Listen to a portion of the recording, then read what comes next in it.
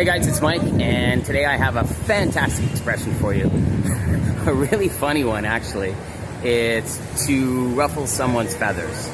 To ruffle someone's feathers.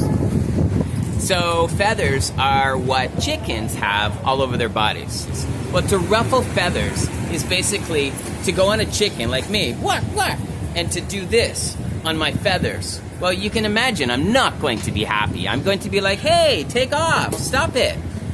When you ruffle someone's feathers, that's what you're doing. You're pissing them off. You're making them angry. You're irritating them. You don't want to irritate someone. You don't want to ruffle their feathers. For example, I have a client who owes me money. You know who you are. But I don't want to push her. I don't want to ruffle her feathers because she's a fantastic client and I don't want to upset her. So again, the expression is to ruffle someone's feathers. Okay guys, let me know in the comments below. I want to know times when you have ruffled someone's feathers or when someone has ruffled your feathers. And as usual, have a fantastic day.